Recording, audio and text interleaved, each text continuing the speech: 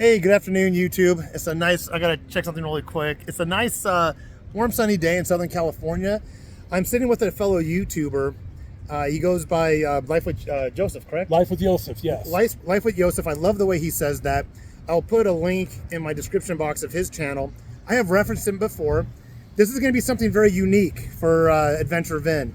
There's no KLR behind me, no motorcycles. There's not a real specific venue or location that I'm going to be telling you about. But I'd like to talk a little bit about the philosophy of life, and in a sense, what has YouTube brought into my life and why we do that.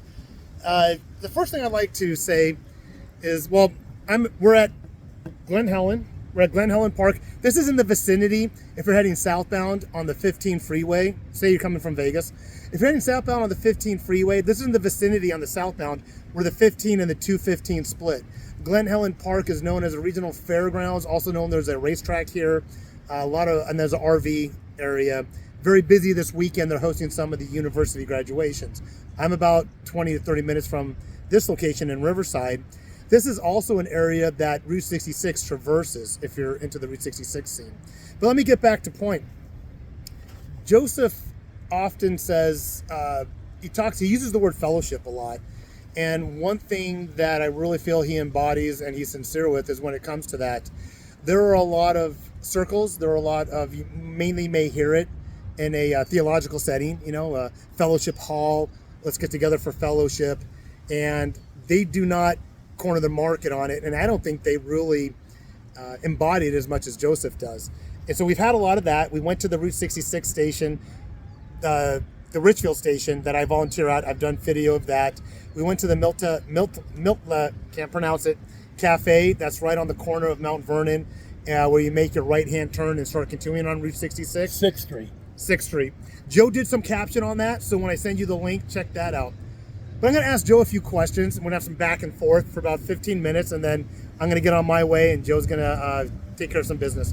But Joe, one question I asked you when we were together that I wanted to share is, the intrigue and what got us together was the fact that we're YouTubers.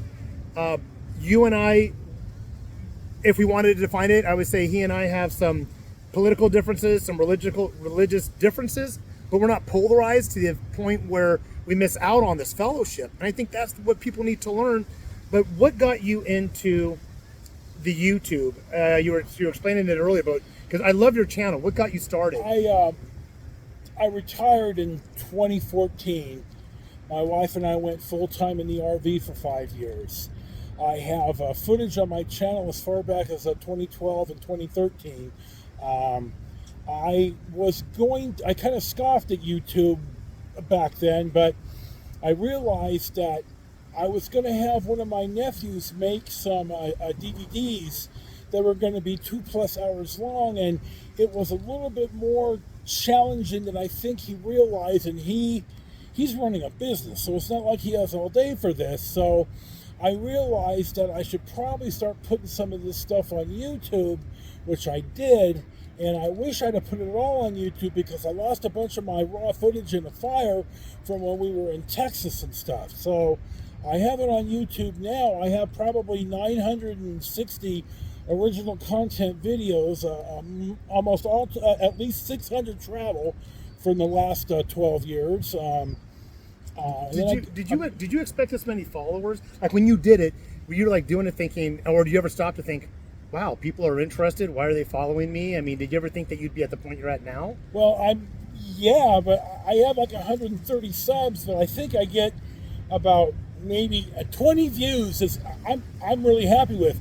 I do this, one for myself, 2 for my late wife, who really lived vicariously through my travels when she could no longer travel, and 3 for my family, my Hanai, who have interest in me, who love me and are interested in what I do. Now, I've met a couple of people, Vin being one of them here, when I either found them, or they found me, or the algorithm. Vin was mainly because the KLR 650, of which I had in 1992, that got stolen out of my garage about 8 years later. So I love the KLRs. I won't have one again, but I've been riding since I was 16. I'm 63, and basically the algorithm brought us matched me with Vin, and Then is the second YouTuber I've met. I met John Wise, who's a track coach at Wichita State.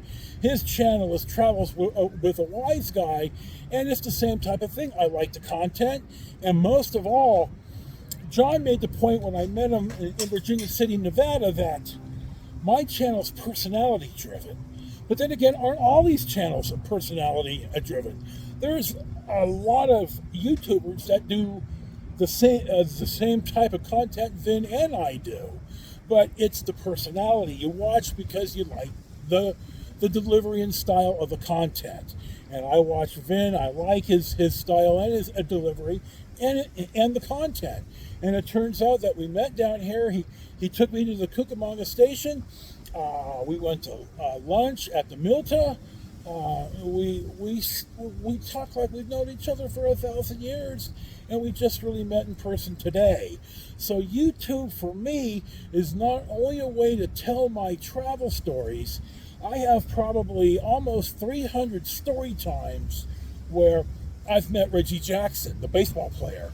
I was in the warehouse that eventually burned down a bunch of his classic cars. I've met John Wayne Bobbitt, of all people, at the airport, on an airplane. I talk about things I did as a kid. I've got 5 or 6 more stories I need to make. So YouTube for me is a way to tell my story and share my travels with my family and my Hanai, and then people who have interest in my content. I'm really happy with it so far. One thing, when I showed up this morning, we have corresponded through our own channels, and then we have exchanged. You migrate you go from channel to email to texting. So I showed up and I pulled up in the car, and he's sitting at the table. He ground guides me in over the phone, and I get out and I put my hand out, and he put your hand away, and he goes, I'm a hugger, and he gives me a hug. And I haven't said this to him. And I don't want to get emotional, but when he gave me a hug, it meant a little bit more to me than I think he did. His stature, he's a little bit taller than me. It reminds me of my older brother who had passed away at 39. Some of you know him, Mark. And it was really cool to get that hug. I got to say that. Thank you, my brother. And one thing he said in this clip just now, he kind of glanced over, and it's not because he's avoiding, not at all, but he said his late wife. Now, he's not talking about his late wife that passed 5-10 years ago. I would say, 4 weeks? May 8th. May. You never forget the day. So when I follow him, and when I got that prompt, I think the caption of the video was something to the effect of, I'm a widower now, and I'm like, what does he mean by that? And he pushes out this video, very heartfelt video of his personal life, the day she passes away. And I was stunned because, as some of you know, I don't share it on my YouTube as much, that my mom passed away on January 17th at 3:17 in the afternoon, and I'll never, that's something that I'm still dealing with. And I just thought, where does he find the strength from? Where does he, and a man like Joe gets stronger and stronger, and believe me, watch his channel. It's not like he's going through life without any challenges, all kinds of challenges, but he never makes it anybody else's burden, never makes it anybody's issue, never complains about it. He just said, I'm here now, I'm going to overcome it. And maybe he does in a certain amount of time, or maybe he doesn't. But when I asked him, and in his video, he said, hey, my wife passed away. And I think the follow-up video was this itinerary he was going on. And one of them was here at Glen Helen. I'm thinking, his wife just passed away. And I'm going to pause for a moment, and I want him to tell you why he got here at Glen Helen. Because wife passed away. I'm dealing with my mom's passing. He's been inspirational. And why Glen Helen? Why here? And I go, man, and I text him. I go, I don't know what your itinerary is or what your point is, but I'm only 20, 30 minutes. I'd love to hang out for you for the day. And without hesitation, he said, absolutely. But I'm going to ask you, Joe, I want you to tell it. What inspired you to go on this trip immediately after your wife passed? Well, my wife had been bedridden for a bit, and she always made it clear that she never wanted her disability to hinder my travels. She lived vicariously through my travels. We traveled together. We RV'd full-time for 5 years. You'll see some of that on my channel if you wander by. She was never a woman that told me what I wanted to hear, nor me to her. It was always what she felt.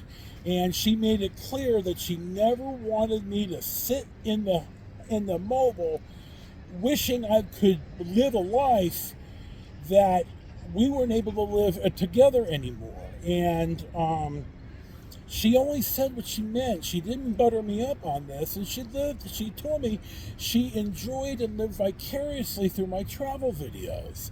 Now, what about the text? You're saying that you were getting texts from friends after your wife passed. Oh, yeah, my wife passes, and when I notified people, I didn't just call them. I sent either IMs or texts saying, call me when you're ready to hear unpleasant news. So they were already prepared. I don't think anyone knew but me just how sick my wife was, but she died of COPD. And so the people who called me, I told them the story, and a number of my people, my Hanai family, said, just, you need to come up. You need to come. We need to spend time. We need to, the term I use, we need to fellowship. So I have a friend down here that is like Vin. I meet the guy Leif last year, 2 Decembers ago, and it's like we've been brothers our whole lives. So Leif said, dude, you need to come down. There's people that you need to meet in his circle. So then I thought, I'm not on a timetable anymore. It sounds gross, but I'm not on a timetable. So I thought, I'll come down for 2 weeks. There's some things here that I want to see.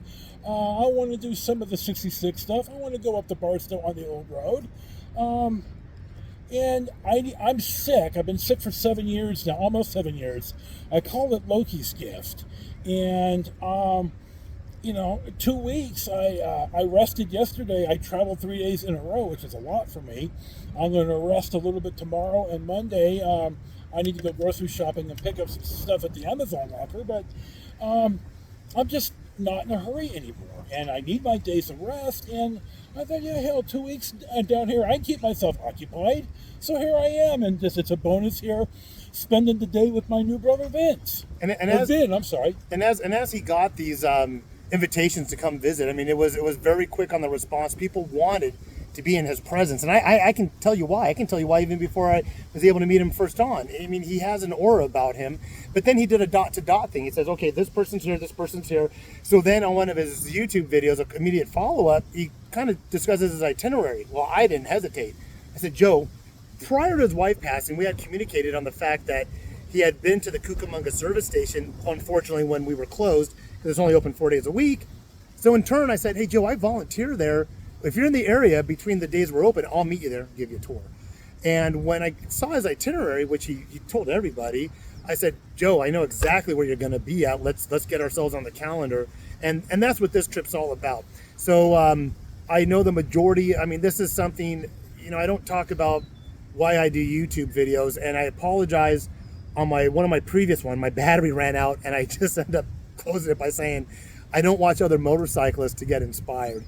I watch other motorcycle videos to get ideas, but I watch people who are going through normal life challenges and how they overcome their challenge. That's what inspires me. I got it. There's always stuff I can learn on the motorcycle, don't get me wrong. All aspects. I don't mind that, but what's going to inspire me to get out there and challenge myself, overcome? I don't think motorcycling is easy. I started at 47. What I do on that motorcycle is my challenge, and I find that strength in visiting people like Joe.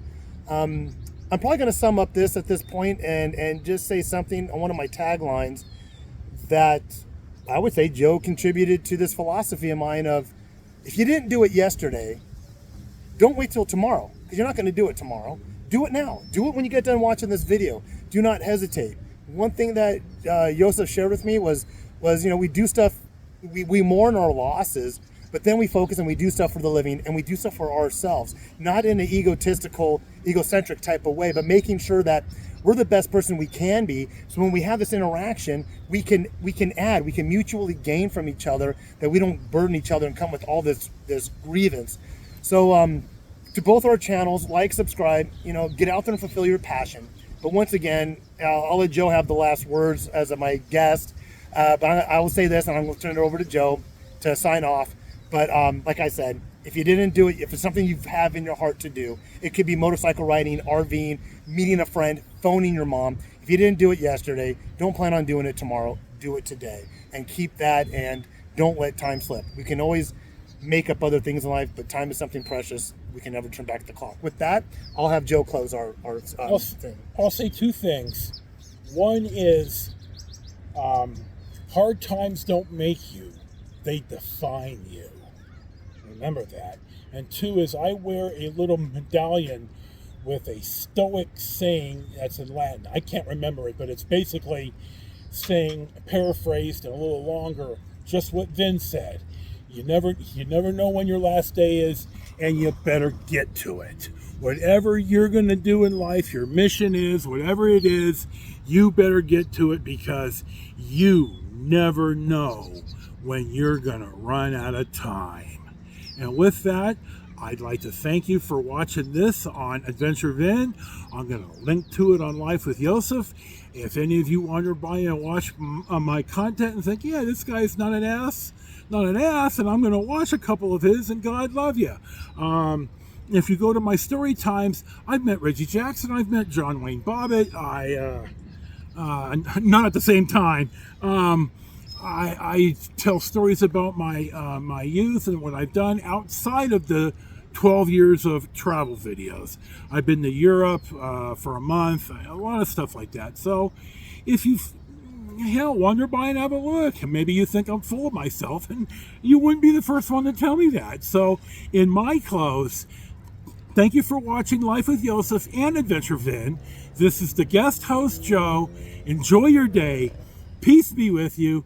And I hope to see you watching both of our channels.